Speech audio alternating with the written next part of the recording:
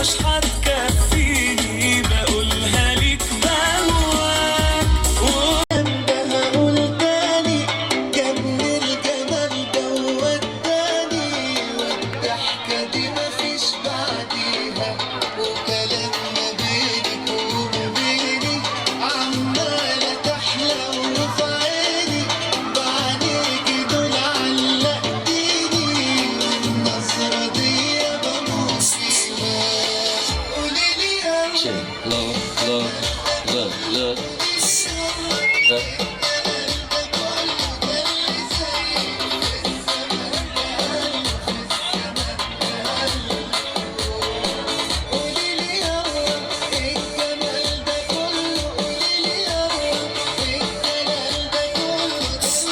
Shake, love, love, love.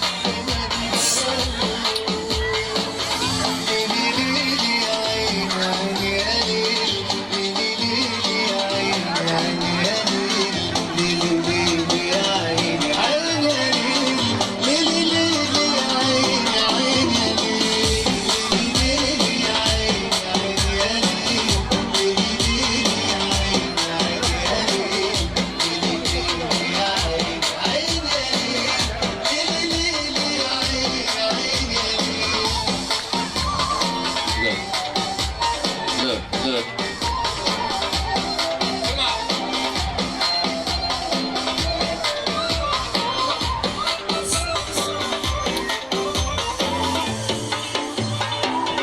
Shake.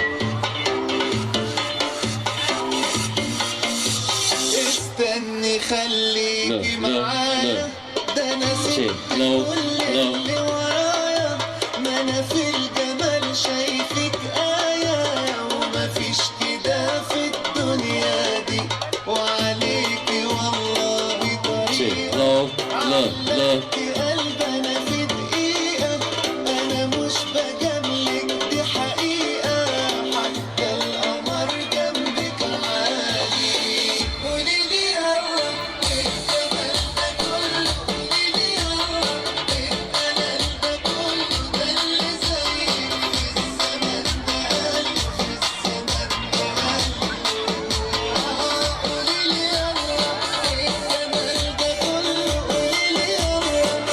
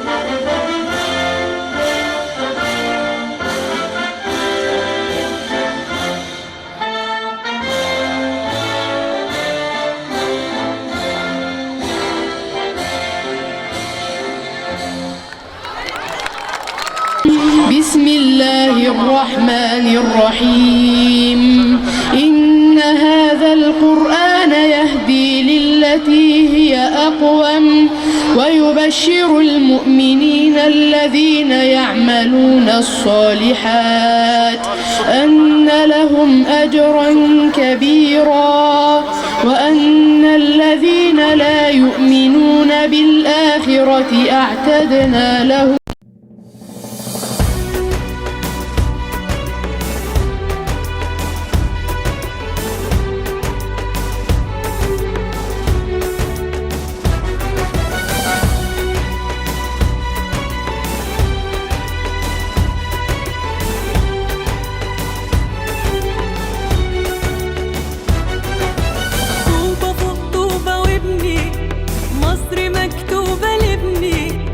لابني وابنك وعجبني انك مشاركني بتبني معاك واللي مكسور يتصلح شاركتني وحاجة تفرح مش هنمشي غير لما نرفع تاني الراية طوبة فوق طوبة وابني مصر مكتوبة لابني لابني وابنك وعجبني انك مشاركني بتبني معايا واللي مكسور يتصلح شاركتني وحاجة تفرح مش هنمشي غير لما نرفع تاني الراية ابني طول ما في كمال ابني لنهاية الحياة حط مصر قصاد عيونك ابني وحد الاتجاه يلا نهتف والورايا طوبة فوق طوبة نبني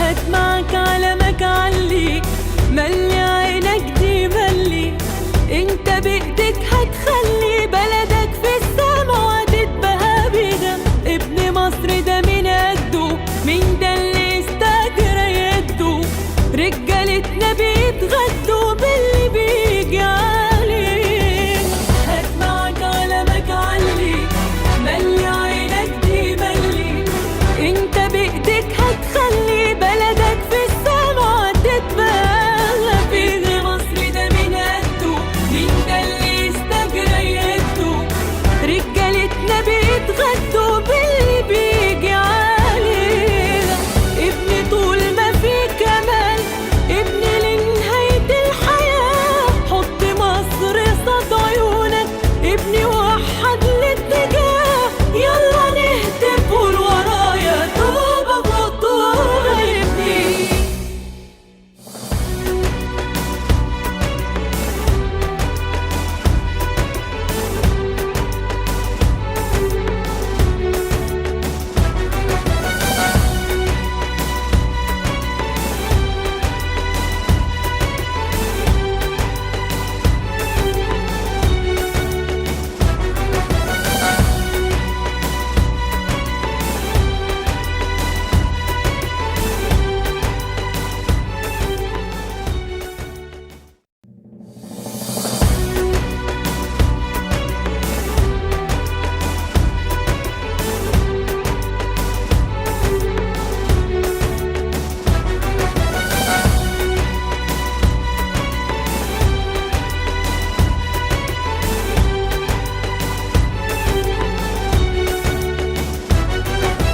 طوبة فوق طوبة وابني مصر مكتوبة لابني لابني وابنك وعجبني انك مشاركني بتبني معاك واللي مكسور يتصلح شاركتني وحاجة تفرح مش هنمشي غير لما نرفع تاني الراية طوبة فوق طوبة وابني مصر مكتوبة لابني لابني وابنك وعجبني انك مشاركني بتبني معايا واللي مكسور يتصلح شاركتني وحاجة تفرح مش هنمشي غير لما نرفع تاني الراية ابني طول ما في كمال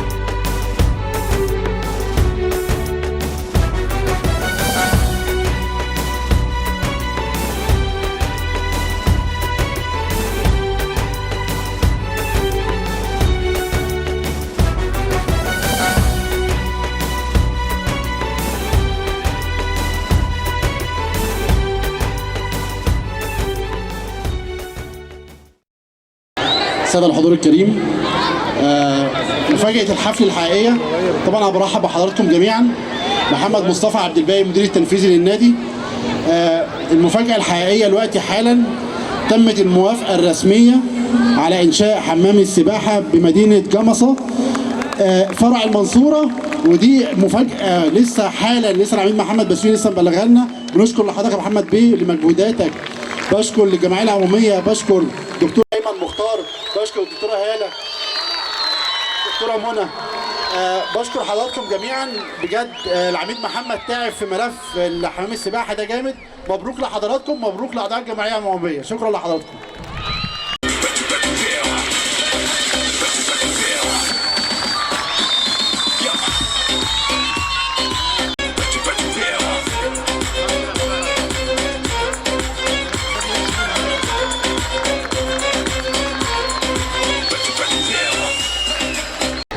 بسم الله الرحمن الرحيم. معاكم عضو الجمعيه العموميه بنادي المنصوره محمد جاد، وعضو مجلس اداره الغرفه التجاريه بالدقهليه. اولا بتقدم بخالص شكري للعميد محمد بسيوني والمجلس الموقر على استضافتي النهارده او تكريمي كابن من ابناء نادي المنصوره، وبشكره على اللي انا شايفه النهارده ده. بصراحه انا شايف حاجه جميله قوي قوي قوي، وعايزين كلنا نتكاتف ونحافظ عليه. بجد اللي بيحصل في نادي المنصوره ده طفره تغيير ما شهدهاش النادي منذ فترات بعيده جدا. انا اول مره اخوض انتخابات في حياتي كانت في نادي المنصوره تحت السن في حاجه و90. النادي ما كانش كده يا جماعه. بجد انا بشكر السيد العميد محمد بسيوني، وبشكر الجهه الاداريه المتعاونه معاه عشان نوصل للشكل اللي احنا شايفينه ده. ودلوقتي لسه متبشرين بحمام سباحه في جمصه، يعني الراجل بيسعى جاهدا ان يخلي الجمعيه العموميه في حته ثانيه. فاحنا عايزين فعلا نحافظ على الراجل ده ونحافظ على المكان بتاعنا.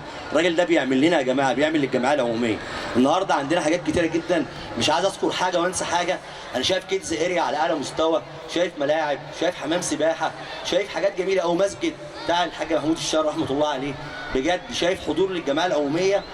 انا ابن من ابناء الجمعيه العموميه هنا من قديم جدا، يعني انا قديم قوي في المكان هنا من حاجه و30 سنه. انا بجد بشكرك يا سياده العميد، بشكرك على اللي انت عامله ده، بشكرك على الحفله الجميله اللي انا شايفها ديت.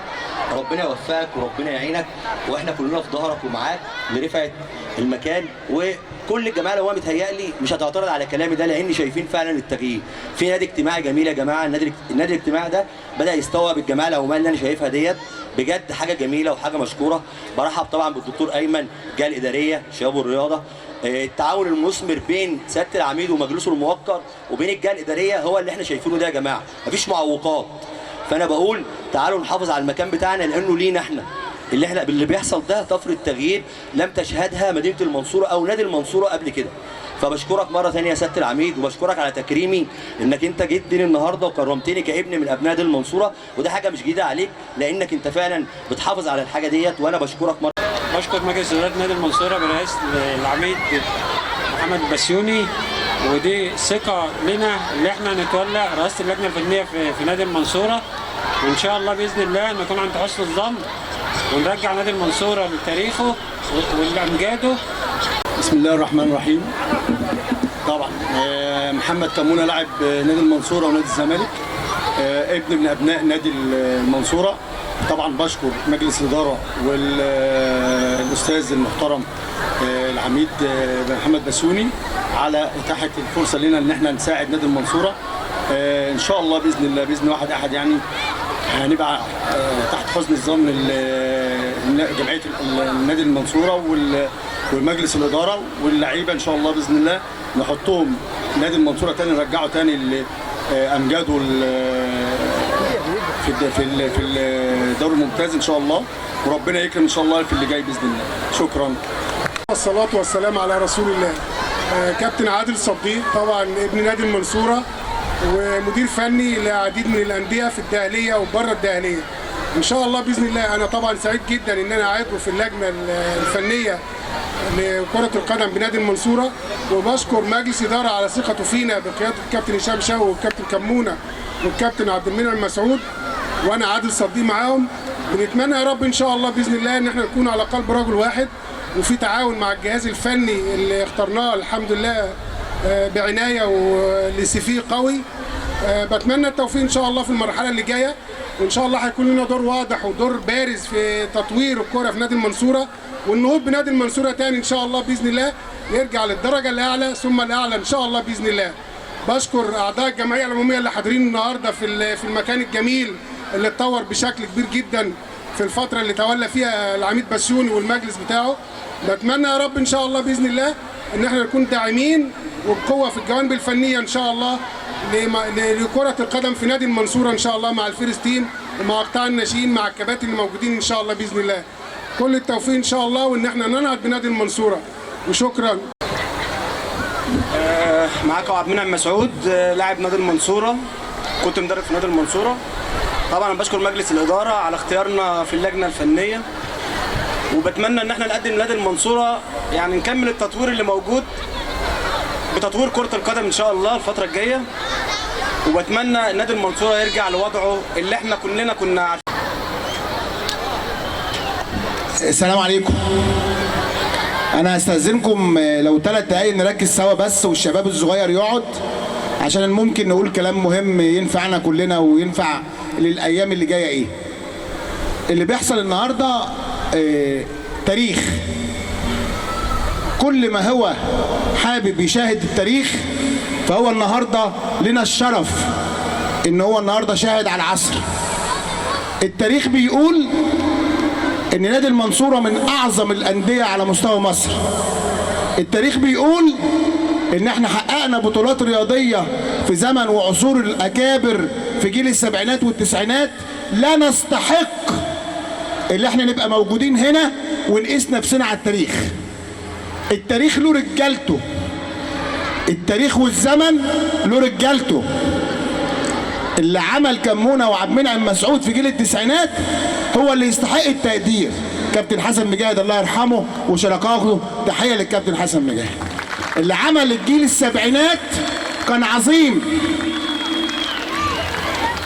مصطفى، اللي عمل جيل السبعينات كان عظيم. اللي عمل احمد شاكر وعمل سطوحي وعمل الاخرين وعمل بدير وعمل الشال وعمل كوان وعمل الناس دي كان عظيم. احنا فين من دول؟ اللي بيحصل ده مفيش فرق بينه وبيننا خالص. اللي بيحصل ده لابد له من وقفه عشان خاطر نقول احنا زي جيل السبعينات والتسعينات، ادونا نفس المناخ، ادونا نفس الموضوع، ادونا نفس التاريخ. ما يحدث النهارده لابد له من مراجعه. المراجعه بتقول لا، نادي المنصوره النهارده لا يستحق جيل السبعينات والتسعينات ان احنا نقول زيهم. ما يحدث النهارده هو مشكله كبيره من 10 15 20 سنه لم يدخل انتصار نادي المنصوره يشرف. ما يحدث النهارده هو سوء اداء كلنا شركاء فيه من اول اعضاء الجمعيه العموميه. ما يحدث النهارده هو انتفاضه اجتماعيه ورياضيه. اللي بيتكلم عن النادي الاجتماعي هو بناء انسان، هو اللي بيتكلم عن النادي الاجتماعي هو بناء تاريخ، اللي بيتكلم عن النادي الاجتماعي هو بناء عنصر بشري يستحق يسمى اسم نادي المنصوره. من يحمل كارنيه عضويه الجمعيه العموميه نادي المنصوره لابد يكون له شروط، لابد ان هو يكون راجل مؤدب، لابد ان هو راجل محترم، لابد يكون له تاريخ، لابد ان هو يحافظ على التاريخ اللي احنا قلنا عليه بتاع السبعينات والتسعينات. من لا يستطيع ان يحمل كارنيه المنصوره لشرف له انه يحمي تاريخ قديم لا يستحق يستعمله في الحاضر. بفضل الله، بفضل الله ومعاونة اخواتنا الكبار في الجهات الاداريه، انا بقول للدكتور ايمن انت شريكي وليا الشرف انت شريكي. اتفضل يا دكتور ايمن، ما ينفعش اتكلم وانت شريكي، اتفضل معايا جنبي. انا بقول للساده اعضاء مجلس اداره اخواتنا الافاضل اتفضلوا جنبي عشان انا ما اعرفش اعمل حاجه من غيركم، اتفضلوا جنبي. كل الساده الموجودين اعضاء مجلس اداره والنواب اتفضل يا فندم جنبي. انا بقول لاولادي جيل 2001 اتفضلوا انتوا ولادنا، انتوا شركاء في اللي جاي. اتمنى من الله، اتمنى من الله.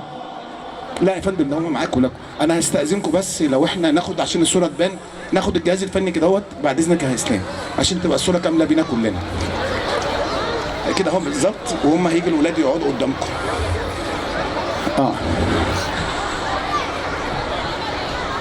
ده الجيل اللي اتذبح، ده الجيل اللي 2001 في 14 لعيب مضوا فريق اول، ده الجيل اللي اتذبح.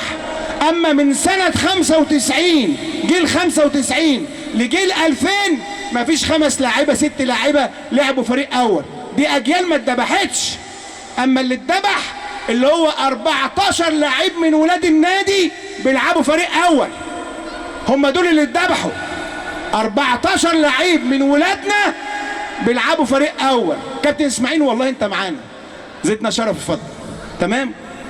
ده القديم كابتن هشام شوقي، ده الوسط الكابتن كمونه، ده الحديث جيل 2001، ده الوسط عبد المنعم مسعود.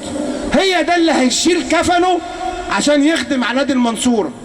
نجحوا، هم اللي نجحوا. فشلوا، احنا اللي فشلنا. ليه؟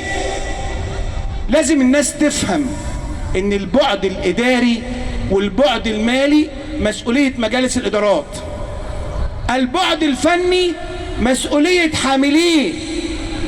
كل واحد بيتكلم في بعد فني لازم يتكلم ان هو مسؤول فنيا. لما انا اقصر معاه ماليا واداريا يبقى انا راجل مقصر. اما لما اوفر كل امكانياتي وهو ربنا ما يوفقوش يبقى محتاجين نقعد، محتاجين نراجع، محتاجين ان احنا ما نقسمش الفشل على بعض، محتاجين ان احنا ما نحدفش التهم على بعض. اللي عايز يشيل قربة لازم كلنا نشيلها. النهاردة لازم يكون في عيب للي يغلط، النهاردة لازم يكون شكرا للي يجيد. النهاردة انا بشكر الدكتور محمد عباية مدير النادي، بعد اذنك اتفضل هنا يا دكتور بعد اذنك. انا بشكر الجهاز التنفيذي، انا بشكر كل موظف واقف، هم دول اللي يستحقوا تحية. تحية للهيكل الاداري نادي المنصورة وموظفيه وعماله وامنه اللي شايلين مسؤولية اكتر من حجمهم في ظل عدم امكانيات. موظف امن ايه اللي بيقبض 1300 جنيه ما حصلش 100 جنيه في اليوم، ما حصلش 50 جنيه في اليوم. فاهمين يعني ايه موظف امن قاعد بيستحمل وضغوط وحد يشتمه على الباب وحد يزقه ما بياخدش 50 جنيه؟ موظف مين اللي قاعد صبح وبالليل موظف عضويه ما بتقبضش 1500 جنيه في اليوم؟ احنا بنتكلم في ايه؟ احنا بنصرف مصروفات النهارده محدش عارف دي جايه منين الا من عند ربنا. احنا بنعمل بنيه اساسيه، نادي منشأ 32 ما فيهوش خط صرف مجاري لسه عاملينه. لازم نحافظ على نعم ربنا. طموحنا فوق ما يتخيلوا بشر، طموحنا اسعاد الجمعيه العموميه، اسعاد جمهور نادي المنصوره. طموحنا ان اللعيب ده اهو الصغير ولادنا اشوفه حارس مرمى زي اكرامي زي سطوحي. مصطفى يصلح لده. مصطفى ما خدش فرصته. يعني ايه ما خدش فرصته؟ عشان احنا مش شافين. نادي المنصورة ما عادش مش شاف. يلي بتتكلموا في التواريخ اصنعوا تواريخ. الاحترام ما تتفشخرش بتواريخك، انشئ تاريخ. ما تدورش على مين عمل، انت عملت ايه، انت استلمت ايه وعملنا ايه. ميزانيتنا رحت استلف فلوس اول ما نجحت، رحت البنوك لاصحابي انا عايز اخد سلفه عشان خاطر اصرف على النادي. قالوا لي هات دول ال3 ميزانيات. قالوا امشي يا عم اطلع بره. ميزانيات ايه دي؟ انا استلمت النادي بنكين، 18 بنك محجوز عليه، بنكين، بنك صفر وبنك 1300 جنيه. انا عليا 18 مليون جنيه للناس ضرايب وتأمينات.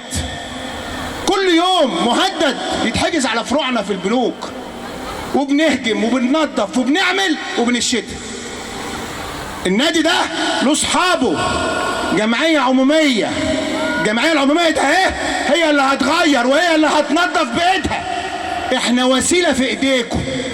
ما عادش حد هيغلط جوه النادي، ما عادش حد هيشتم جوه النادي، ما عادش حد هيصدر منه تصرف سيء جوه النادي. يحدث ما هيحدث، هينشأ تاريخ. التاريخ ده بيقول قيم، احترام، ادب. تحت امرك، انا خدامك، انا اوفر لك استعداد، انا اوفر لك كل اللي يخطر على بالك. اوصلك لمرحله ان العضويه بتاعتك اللي انت عملتها من اول 500 جنيه وصلت ل5.5 في خلال سنة ونص افتخر ان هي عدت 11,000 جنيه. 6 اشهر 25,000 جنيه، 6 اشهر 50,000 جنيه. لازم الخدمات اللي حضرتك بتاخدها ب5,000 جنيه توازي وتبقى احسن من الانديه ام 300,000 جنيه. ده دين في رقبتي، دين في رقبتي ان الطبقه المتوسطه ام عضويه 5,000 جنيه تاخد خدمات احسن من اي نادي 300,000 جنيه. اقسم بالله لا نادي جمصة يبقى احسن من وادي دجله. اقسم بالله بمشيئه الله بتعاون زمايلنا وبتعاون ناسنا لخدمه اعضاء الجمعيه العموميه لمخلي نادي الجمصة احسن من وادي دجله. انتوا تستحقوا ده، انتوا تستحقوا ده. ما تدخلوش وسطكم حدة ناس يسوقوا لكم ولنا. انتوا حاجه عظيمه. احنا لنا الشرف ان احنا نخدمكم، احنا لنا الشرف ان احنا جنود مسخرين لكم، احنا لنا الشرف ان احنا نكون دواسه في رجليكم. ولكن مش هسمح ان حد هيغلط. كمان مره كل من يسيء الادب عليه استحمال عواقبه. ايه الغلط في كده؟ ما انا بقول لك متشكرين. زعلان مين اللي اقول لك انت غلطان ليه؟ ايه الموضوع في كده؟ ايه الموضوع النهارده ان حد من ولادي يسيء اقول له انت غلطان، حد يجيد اقول له انا متشكر. هو ده الموضوع. طالما ان كله سواسيه محدش عندي احسن من حد. انا عايز النهارده بقى سيبكم اللي انا قلته ونحتفل ونهيص. دكتور محمد عباقي لسه محضر مفاجآت. شكرا كابتن جابر الجرايحي، شكرا محمود بيه، شكرا كل الناس. تحيه وتقدير للكابتن عبد اللطيف الدوماني مدير فني نادي المنصوره. تحيه وتعظيم وتكبير. ان شاء الله ان شاء الله ان شاء الله بمجهودهم ومساندتنا، بمجهودهم ومساندتنا وبرجلين ولادنا ان شاء الله هنعوض ونحاول نصنع تاريخ. ما قدرناش نحاول تاني، ما قدرناش نحاول تالت. مش معنى ان احنا ما حاولناش ان احنا ما قدرناش نشتم. المهم سعينا ولا ما سعيناش، المهم نكون بنحاول، المهم ما نبطلش نحاول لغايه ما نرجع مكانه المنصوره. لا وعد غير السعي، لا وعد غير الجهد. هشام شوقي برجالته بكمونه، الراجل لعيب الزمالك اللي سايب الزمالك وجاي يبقى هنا لجنه فنيه، انا شكرا. هشام شوقي بتاريخه شكرا. اللعيبه الصغيره استحملته كتير بس بصوا لها من نظره تانيه. النهارده البحر امامك وعدوك خلفك، محدش هيثبت وجوده غيرك. رجلك وفكرك وايديك هي مصيرك. محدش لعيب هيخش نادي المنصوره لعيب فيكم بيلعب مكانه ثابت وجوده. مش ثابت وجوده مش هيقعد في النادي، ثابت وجوده مش جايب لعيب تاني غيرك. الكرة في ملعبك. بشكر محمد الاشقر الجندي المجهول في جميع ما احنا بنتم فيه من انشاءات. بشكر الاستاذ مصطفى صبري في متابعته لعمل النادي. بشكر الاستاذ عماد حمدي ربنا يكون في عونه في الماليات اللي هو فيها. بشكر شريكي محمد رزق نائب رئيس مجلس اداره. بشكر كل اعضاء مجلس اداره من اول حسن بدع ابني. كمان مره حسن بدع ابني، سيبكوا من كل الهري ده، لازم يتعلم ويتعلم ويتعلم. محمد بدع ده اخويا وسندي. انسوا كل ما هو بيتاجر الاهل اونطه، كل ما هو بيتاجر في الاهل ما تشغلوش بالكم بينا. اتمتعوا اتمتعوا. انا عايز اقول للدكتور ايمن ربيع انا بشكرك شكر اللي انت ابن الله يرحمه هرماس رضوان، وبشكرك ان في دماء جديده في مديريه شباب ورياضه تستحق الاحترام. انا بشكرك. تحيه وتقدير لايمن ربيع بدون صفه، وكيل مديريه شباب ورياضه وابن نادي المنصوره وابن بني عبيد السند والعزوه. ولازم اقول حاجه صغيره. هذا الشبل عمر اسلام اللي هو مش مصدق ان هو شبل ولا صغير كان يستحق يمسك مدير فني. اقسم بالله كان يستحق ذلك. خوفا عليه وخوفا على هنا وزياده خبرات جبنا له اخوه. لما قلنا لعبد اللطيف الدوماني قال عمر اسلام يستحق. لما قلنا عمر اسلام قال لي عبد اللطيف الدوماني اخويا وشريكي، وهنزرع الزرعه سوا وهنجنيها سوا، وبمشيئه الله معانا المخلص محمد كشك. تحيه يا محمد لادبك واحترامك. انا بشكرك. دكتور ايمن، عايزين نسمع منك ابن المنصوره وابن نادي المنصوره، وفي دماء جديده في مديريه شباب ورياضه تستحق الاحترام. انا بشكرك. تحيه وتقدير لايمن ربيع بدون صفه، وكيل مديريه شباب ورياضه وابن نادي المنصوره وابن بني عبيد، السند والعزوه. ولازم اقول حاجه صغيره، هذا الشبل عمر اسلام اللي هو مش مصدق ان هو شبل ولا صغير، كان يستحق يمسك مدير فني، اقسم بالله كان يستحق ذلك. خوفا عليه وخوفا على هنا وزياده خبرات جبنا له اخوه. لما قلنا لعبد اللطيف الدوماني قال عمر اسلام يستحق، لما قلنا عمر اسلام قال لي عبد اللطيف الدوماني اخويا وشريكي، وهنزرع الزرعه سوا وهنجنيها سوا، وبمشيئه الله معانا المخلص محمد كشك. تحيه يا محمد لادبك واحترامك. انا بشكرك. دكتور ايمن، عايزين نسمع منك ابن المنصوره وابن نادي المنصوره وابن بني عبيد وابن هرمس رضوان، ولينا الشرف. بسم الله الرحمن الرحيم. اولا بشكر معالي العميد محمد بسيوني اخويا الكبير. بشكر الجمعيه العموميه بنادي المنصوره اللي انا بسميها دايما بيت العيله، النادي اللي بدأ ان شاء الله، اللي انا بقول هو نادي تاريخ ونادي انا داخل بتكلم على حاجات علامات مش لاقيها في النادي. يعني انا داخل في مكان جديد.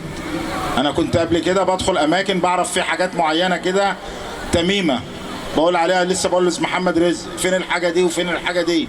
كان في حاجات هنا ورا كده كنت بشوفها ودوني لقيت فيه حاجات غريبه، حاجه اسمها ملعب بدل وملعب تنس وحلبة ملاكمه. لا انا ما كنتش متعود على كده خالص. لا بجد نادي المنصوره في طفره.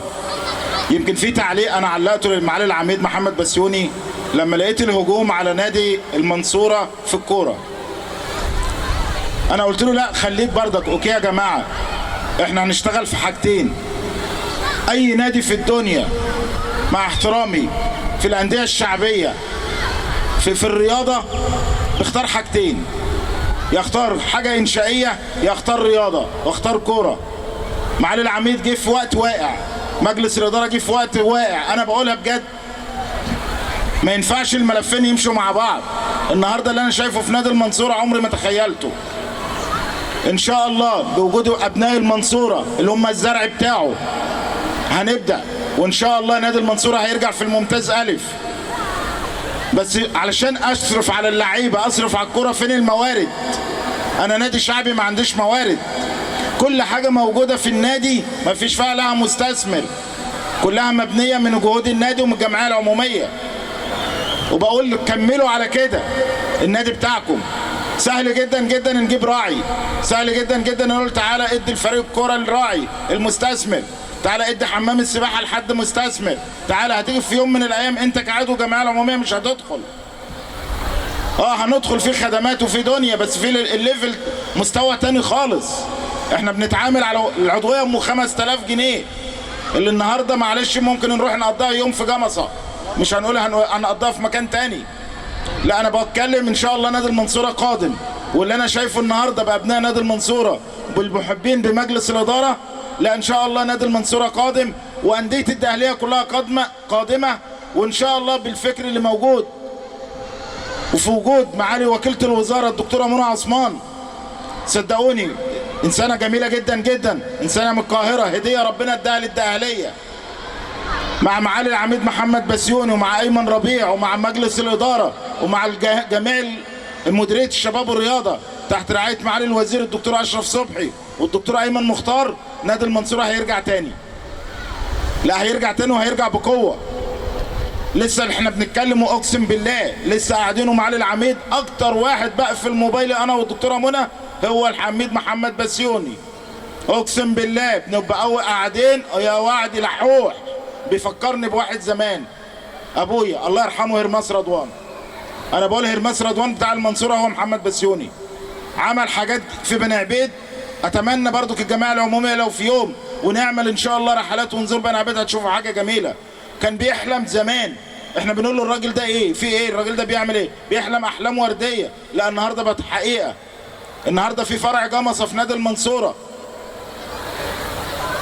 في حمام سباحه اتعمل النهارده على نفقه الدوله ب 19 مليون جنيه قابل للزياده. الدوله ما عادتش بتبني، الوحيد دلوقتي اللي بيجيب من الدوله محمد بسيوني. انا بقولها والله. في رؤساء انديه في الدقهليه بردك علشان ندي لكل واحد حقه او واحد ياخد اي كلام.